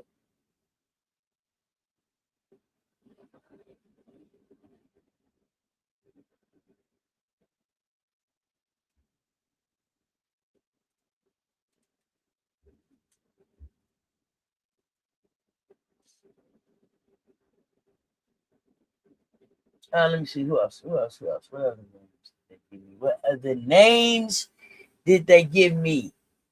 Oh, here go a phone. It's the system. It's not the players. It's Gino. Mike, go back and check the tape. Our defensive game plan was the exact same for both teams. UConn was just better, so the score wasn't as lopsided. Okay. What up, Jay? So the next player on the list that for National Player of the Year conversation, Rolls Royce, Joyce Edwards.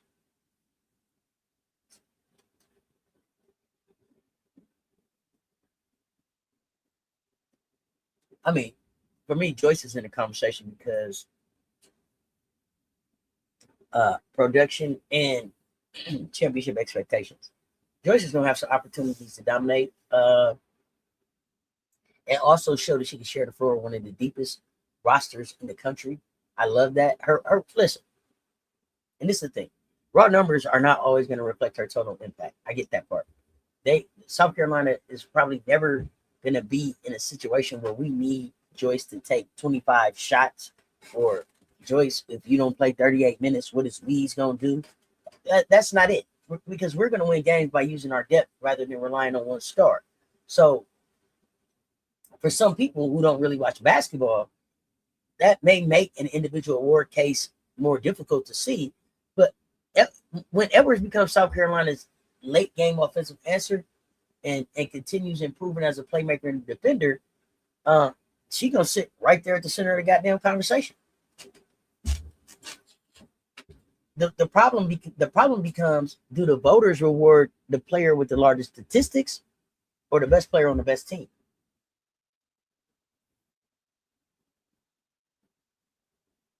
Because to me, when Joyce is averaging slightly less points than Hidalgo and Blakes, but leading the number one team in the country, that's an intense ass debate. Like, we have to have that conversation.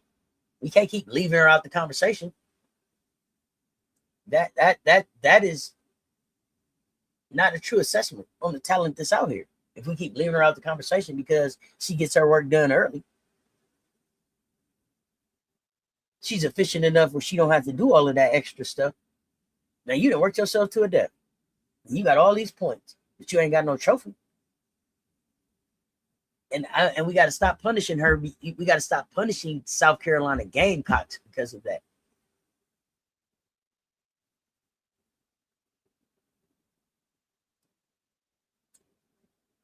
That's all I'm gonna say about that. The game speaks for itself. We gonna have a Gamecock session. We can talk there. I don't want to make this all about the Gamecocks, but still. Joyce numbers won't be as big as last year. She still be a focal point for us, but she has more help around her now, which will make her efficiency improve. Hey, listen, and the thing that people don't, the thing that people didn't notice, Michelle Sessions, check this out. Last season, Joyce took a jump from I think 12.9 points to like 19.2, and her efficiency improved too. That's the crazy part. But they won't talk about that part. They won't talk about that part. And that is the thing that is that's one of the things that pisses me the fuck off the most. Efficiency matters, especially in basketball. Efficiency matters. It took you 13 fuck shit shots to get 13 points. That's not impressive to me. Not impressive at all.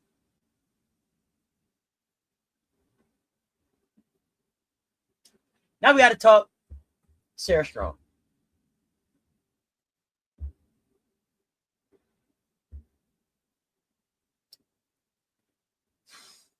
The Sarah Strong conversation is interesting because, let me see, the voters don't like team basketball or team efficiency. They like for everything to be about one person.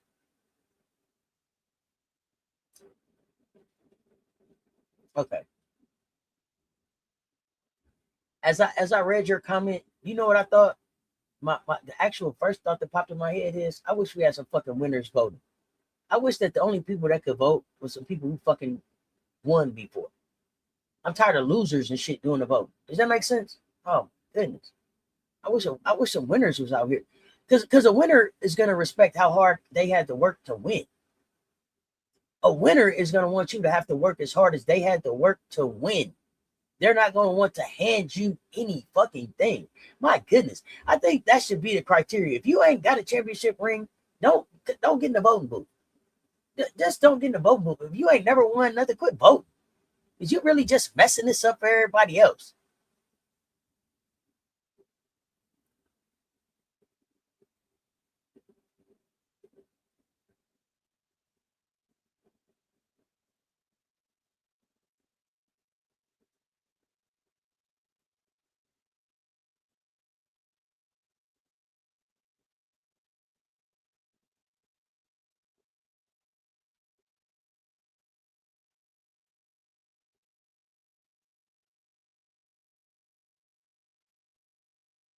Sorry about that.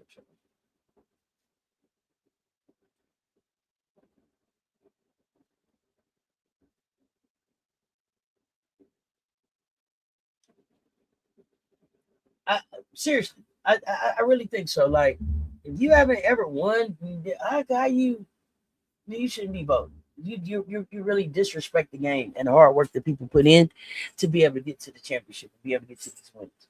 So if you can't, I don't know. I don't know how we fix it, y'all. But something has to be done. I want to see a change. But Sarah Strong, health is going to be a question, right? Availability has to be part of an award season. If she's available and UConn stays near the top of the national rankings, she's gonna be in the conversation. There's no way that if she's healthy, she shouldn't dominate the little least. We've seen her be able to influence the game without dominating the ball. We know she scores, rebounds, facilitates defense. She does all of that, right? Operate from different areas of the floor. What I'm interested in this season is how many people take what they saw Raven and Gotti and our defense be able to do to Sarah and try to duplicate that tape. It's not a lot of teams that can, but I'm wondering, especially in the non-conference, how many people really try to get up in Sarah, right? Get in her jersey and frustrate her and get her off her game. I don't know that we knew that about her until we saw her tear that jersey up. When she tore that jersey up, I said, "Ooh, ooh, ooh, ooh, ooh, uh oh, don't show us don't show us that that's the weakness. They've been looking around here trying to figure out how to stop you, and all it is get up. You don't like the physicality of it. Oh, I'm in your jersey now. I don't necessarily have to put somebody on you that is the same size as you, as long as I can get somebody that is in your jersey and pestering you. If I'm the coach, I'm looking to see, hey, when I'm playing UConn, who gonna make Sarah tear jersey up tonight? Because I believe that that's still in her.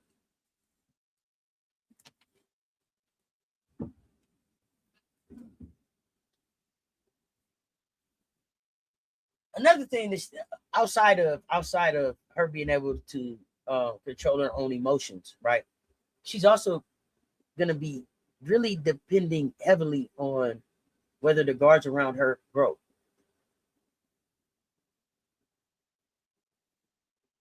If UConn get to struggling when she fall off when she leave the floor, now, and I get it, that's gonna be like, oh yeah, she's really important. But if they can't hold the lead when she go to the bench, that's gonna limit their success. So interested to see what happens with Sarah Strong, especially with her managing Achilles soreness, and being out of basketball this summer. Really interested to see how she comes back this offseason. Now, what's interesting is this. I don't remember what Sarah's injury was after the McDonald's All-American game, but I remember her and Joyce played the McDonald's All-American game. Joyce should have been the McDonald's All-American game MVP. They did some kind of co-MVP thing. If it had been anybody else other than Sarah Strong, it probably would have been different, but I digress. Anyway, I remember that they shut her down after that season and got her healthy. I don't know if anybody does know. I'm curious now if that also was an Achilles soreness. Like, is this something that we've been managing for a few years now, and we should be concerned, or like, cause what are we managing it for? Like, you managed it through a whole offseason. You managed it you played on it through a whole season. Can it heal? Just sit the hell down and get healthy. Like, what are we doing? What are we doing in that case? Like, I'm really unsure as to why we're playing through this soreness or whatever this is. So what you gonna do when Joyce block her shot again, or when Gotti or Jordan or Tessa, etc., get up in her jersey this season? And I expect the frustration, but even before she plays them, what will she do? Like, I want to know what other teams try to. Let me see who they play. Let me see if there's anybody really else that they want to play that could defend like that.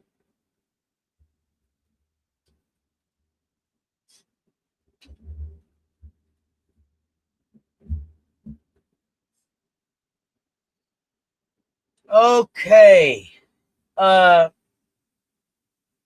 Okay, yeah. So they got to play Michigan. I don't know if Michigan have any real pesky defenders like that. I don't, off the top of my head, I don't know. Iowa, I don't know. We'll see what Chit Chat and Carnegie do. Louisville, something interesting with those guards do. Roberts, I know Roberts not gonna be able, probably won't be on there, but like, I guess that would be Barry. I don't know.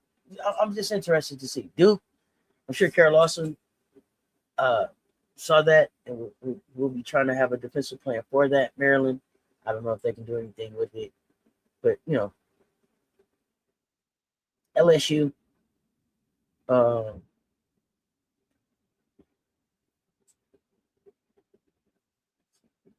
me tell you something. I mean this from the bottom of I really, really, really mean this. I really, really, I want to say this. Y'all know how I feel about LSU. I'm not a fan of LSU, but I like some players on LSU, right? I like some players on LSU. I cheer for LSU when they're not playing against us because I like some players on the team. Um, I can't think of ever a time when I was like, I want Kim Mulkey to win.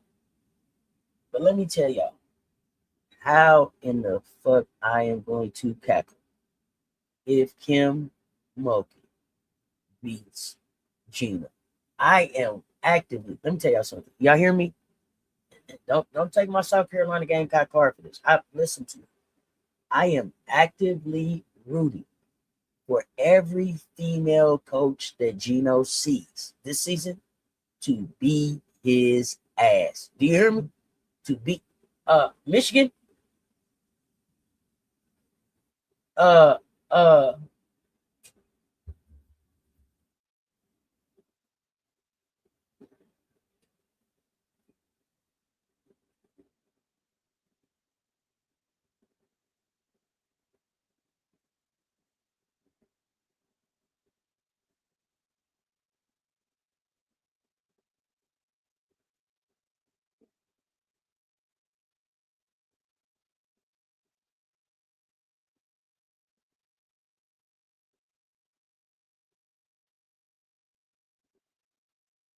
one second, y'all.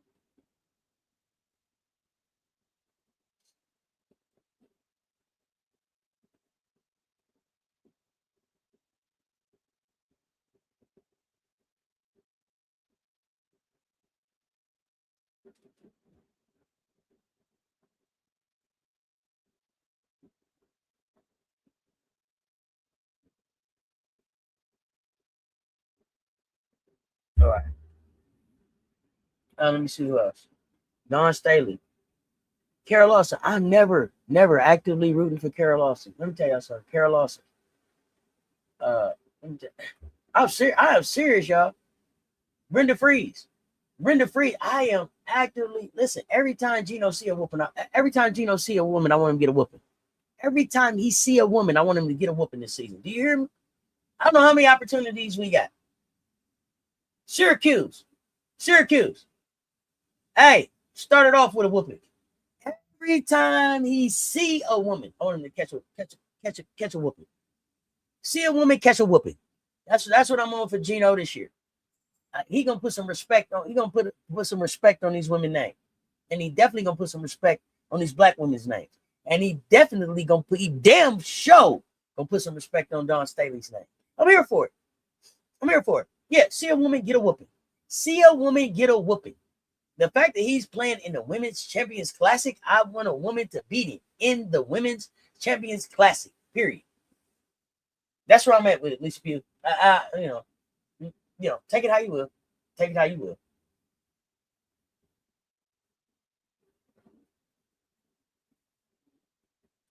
Let's talk JuJu Watkins. Let's talk JuJu Watkins in the National Player of the Year conversation. JuJu comes back. If she's healthy, regains, if she's just at her previous level, I'm expecting her to probably be better than her previous level because of the growth that I watched her have on the bench last year, just with her voice and the opportunity that she's had to be able to watch her team. So I expect her to be better. But if she's even at her previous level, I said yesterday, I think the award already had her name on it. Like I think that they already have her penciled in as the number one pick in the WNBA draft unless something else happens. Like I think that they set her up to. Those are things that are hers. They're hers to lose. Yeah, whip. Yeah, you see a woman get a whooping. See a woman get a whooping for real. And I'm not expecting her to prove everything immediately. That's not what I'm looking for JuJu. Because I'm not interested in seeing Coach G run her into the ground. That's not what I'm here for. So, and I don't want the award conversation to put pressure on her. She's recovered. Don't be chasing statistics. Be JuJu.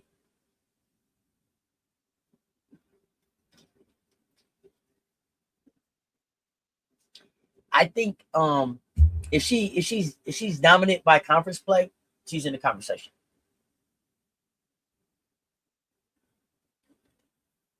For me, I want the listen. How many games she played, minutes, how efficient, did they protect her early? Did she become the player we remember by February or March? Um, what are the Trojans going to remain nationally competitive as she's working back into her form? Those are the things. I think this is going to be probably one of the most important stories that they talk about in the sport is her comeback. So I think this is set up to be about JuJu. JuJu has a little bit more help this year, so I don't have to be she doesn't have to be so one-dimensional. No, she shouldn't be. She shouldn't have to be. But we're gonna see. We're gonna see. We're gonna see. And now you know what it is. You know what else is cool? Michelle Sessions is that. What's cool for JuJu is that the help that she has around her is more experienced than they would have been because she was out last year. Right? So I know she didn't want to be out last year, but you know, a benefit of that. One of the good things that came out of that, I should say, is they're going to be more seasoned than they would have been. Teach me dance. So what's up? For me, when I think about the National Player of the Year, I wanted to value raw production.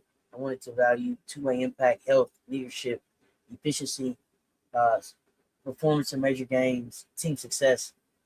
The best player doesn't always have to be on the best team. I get that part. But team success has to matter. When the people in the conversation, when the leading candidates are really close, to me, team success should be the difference maker. If you got comparable production that one consistently drives a national championship contender, and you just driving, somebody that's on their way to, the Galveston, yeah, that matters.